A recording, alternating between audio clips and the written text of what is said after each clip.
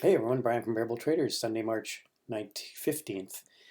And we've got more bad news crossing the wires tonight on the virus situation, schools closing down, bars, restaurants, you name it. Things are getting canceled left, right, and center. And the Fed's throwing their weight behind more interest rate cuts. But right now, we're looking like we're going to start the day lower in the morning. Futures on the Dow are about 1,000, down about 350 on Nasdaq, and I think down over 100 on the S&P 500. So we'll see. I don't expect that will change much going into the morning, so we can expect a gap down. And you can see here what happened on Friday. Pretty crazy price action. This is when they started talking on the White House lawn there about all the measures they were taking, and it was just this is the type of thing you see in a bear market. You get these bear market sell off. You get these rip your face off short covering rallies, and that was exactly what this was. And hopefully people didn't start buying into that and thinking this was going to be a leg higher following. Usually these are ones to be sold into. So, and it looks like that's the way it's playing out. So let's just take a look at some indexes real quickly. I'm not going to talk too much here. Let's go back to the Dow for starters. So I would be looking for all these indexes to hold these lows. So here's your one low on the from last week, 21,150. If we're going to open 1,000 or 1,100 points down, we're going to be bound around this level where we opened.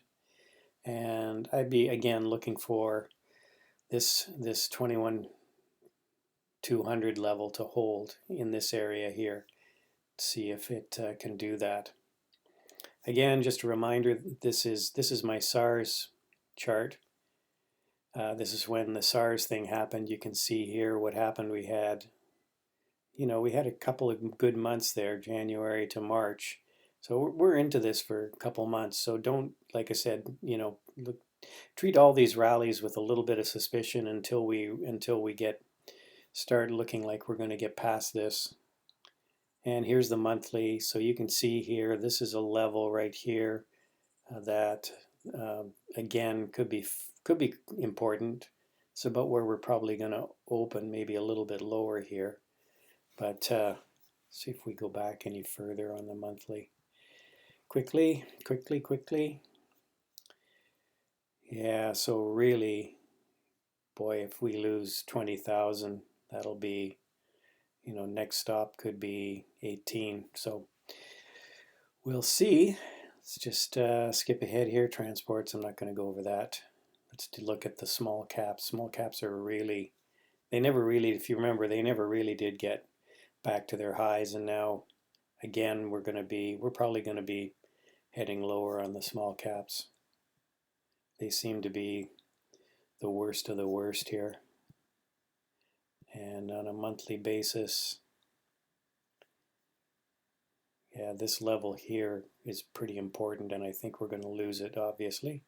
So next level down here is around 109.50, 110, and then we lose that. Yeah, so we just keep legging down here. So keep an eye on the small caps, TNA, TZA. TZA, a way to play the downside. And let's just skip to Qs. And you can see here, had that big rally up on Friday. Filled a gap, but overall indecision candle on the week. So I'd be looking again for the Qs to hold. Looks like this sort of 179, 178 level here. Again, the low of this candle. If it breaks below here and we head lower, then we're probably going down to 170. It's a level here, as you can see kind of across here. And possibly breaking that, we could be heading back down to the 200. Again, a lot of uncertainty. The SPY again rallied back up, closed that gap pretty much, and now we're going to sell off again here. and we're right into some areas of support. So I'd be looking for lows to hold again. So if we can hold the lows, we might end up with a couple of up days next week after Monday if we can hold the lows. But again, it's all pretty fluid situation.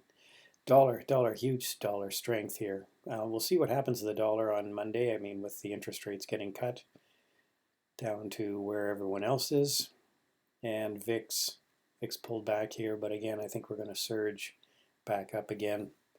I don't know how long the VIX can stay up at this level too. It's really super extended. I read something in an article, somebody was shorting the VIX pretty heavily. Let's just take a look at the Bollinger Bands here just quickly. Yeah, you can see we're really touching this third standard deviation, following it up. So anyway, I think that's all I want to do tonight. I'm not really watching any things for swing trades. I'm just going to be day trading it for now until I see something setting up that looks like a good swing. But this is my book, How to Swing Trade, if you're interested. It's on Amazon, and that's it. Hope you all have a great rest of the evening and hang on to your hats for tomorrow morning. If you're going to join us, we will be in the Bear Bull Trading Room live on YouTube, and we'll be starting the pre-market show around 8:30 Eastern Time. So have a good rest of the evening, everybody. Bye for now.